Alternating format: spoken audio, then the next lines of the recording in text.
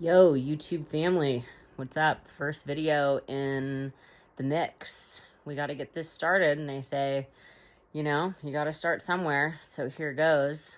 Back from Reno, we do our daily grind of checking on our pony and, taking care of the rest of the herd. So my pony, Henry, who's a 15-year-old mare, has had her first laminitic episode, and that sucks. That's a big deal. I didn't realize that laminitis was the second killer of horses behind colic. I should have known that, but in all the horses that I've been around in the past 6 years or so, I just haven't come across a laminitic episode, so it wasn't something that was at the forefront of my mind. Clearly it should have been. I should have known, especially with the diet she had been eating, which wasn't totally my fault. She was definitely, getting more than her fair share, and trainers and different barn staff, they don't always know what to feed, and you never know exactly how much they're getting and all that kind of stuff. And she's a small mare, 14-1, but she's a 7 out of 9 on the body scale, the vet said. So she looks to be doing good. We're 2 weeks out from the episode, 2 weeks of full stall rest, deep bedded shavings. I got the big shavings, which typically I don't like because they don't absorb the pee very good, but she's good. Re-x-rayed. She did get a little bit of a rotation, which sucks, in the right front. 3 degrees, which is as good as I guess you could have if rotation was ever a good thing, which it's not. But now she can go out, which is nice. She has access to her run. She can come in and out all day as she pleases. She's got another 2 weeks of that, and then an additional 2 weeks of that. But at that point, we can do some hand walks. Not hand walks for exercise, but hand walks for mental health. Meandering was the word the vet used, meandering hand walks. So we're good there. She's luckily been eating the soaked grass, no problem. We got some teff hay yesterday. She's eating the teff. That's a miracle. She's eating her new grain, which she's always been a bit picky, but I think this slight diet she's been on has probably been a good thing because she's hungry now. So, she's eating all of that stuff. She feels lucky to have some freedom, lucky to have the extra new feed. So that's all a win-win, because I wasn't sure, how many supplements were we going to go through and all that kind of stuff, because she can be picky and it gets expensive to buy bag after bag of something that she won't eat.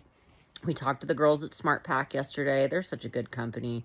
If you guys haven't reached out to Smart Pack, you really need to. They're patient. I've never had a bad experience with any of those ladies there. They take the time to help you, to explain stuff to you.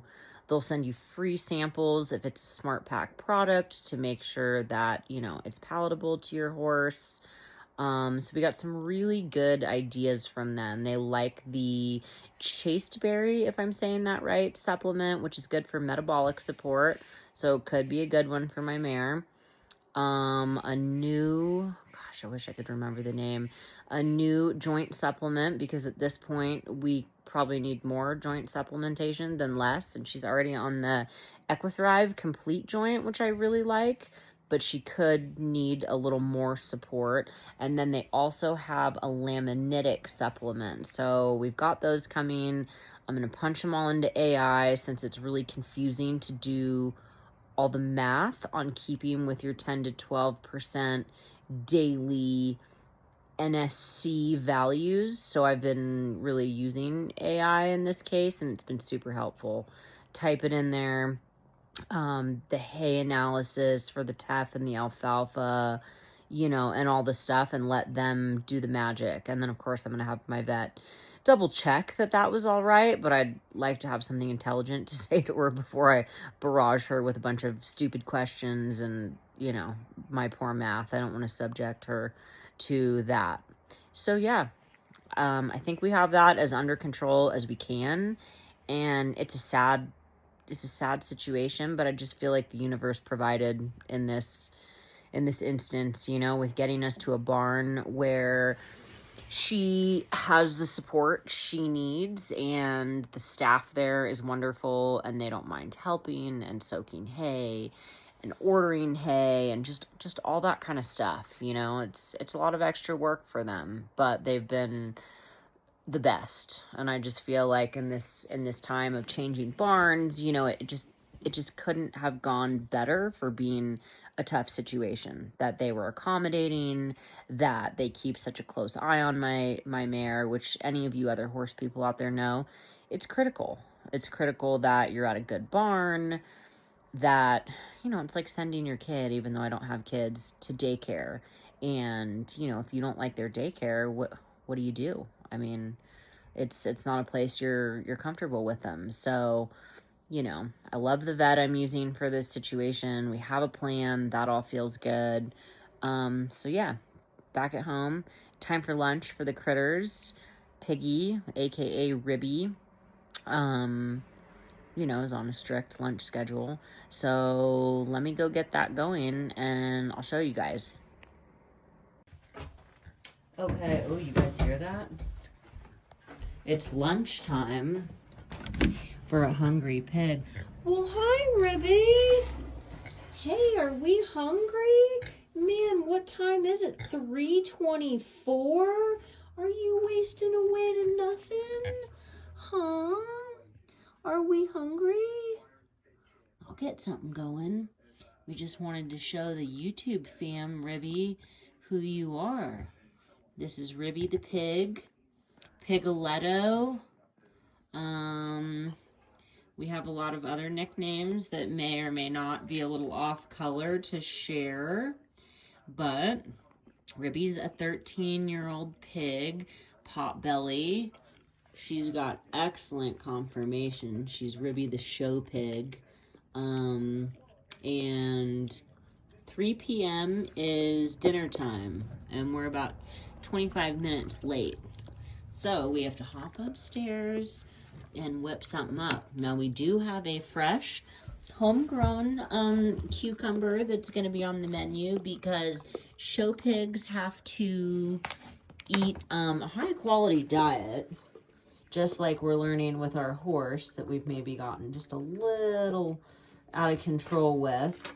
We've got to be svelte and keep arthritis down and all that good stuff.